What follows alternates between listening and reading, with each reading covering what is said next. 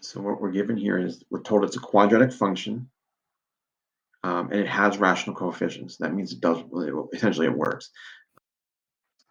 And you're told that it has 2 plus 5i as a root.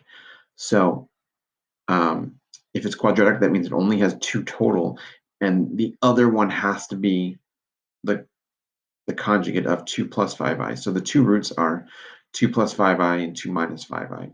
So the factors they come from are x minus each of those. And then in order to get the quadratic function, you got to multiply them together.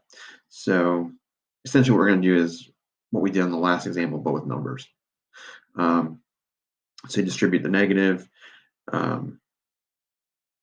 uses the associative property. You can group the x minus 2. I can talk you through that when we're doing the other part as well. And you end up with x squared plus 4x plus 29. I'm sorry, x squared minus 4x plus 29. Essentially what happens here is x squared, x minus 2 times x minus 2. If you group it together, you kind of work out some of those extra terms. If you don't want to do the grouping, just multiply all 3 terms by all 3 terms. That works too. But anyway, you should end up with x squared minus 4x plus 29. Slightly more complicated. This one's a 4th degree, and you're told it has 1 irrational and 1 imaginary. So again, if there's 4, that means, if it's degree 4, that means there's 4 zeros.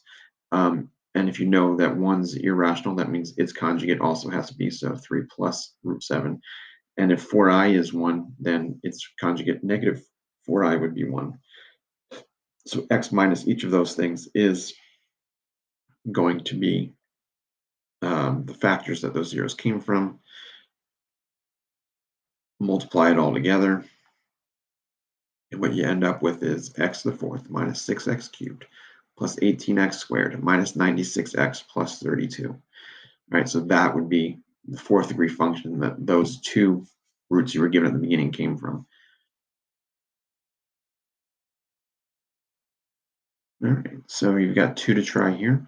So why don't you pause and then multiply them together and come back and check the answers. All right, I realize there's no way I'm going to fit both these on the screen at once, so let's just talk about part A, and then we'll come back and do part B. If 5 plus 4i is a root, then 5 minus 4i is the other root.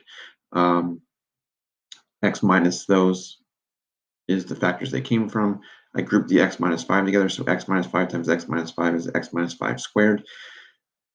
When you FOIL, x minus 5 times 4i and then x minus 5 times negative 4i will cancel out. So then I'm not even writing that part. And then negative 4i times 4i is negative 16i squared. I've expanded the x minus 5 squared because it's a square binomial.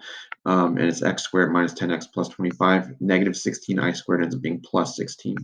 25 plus 16 is 41. So you get x squared minus 10x plus 41.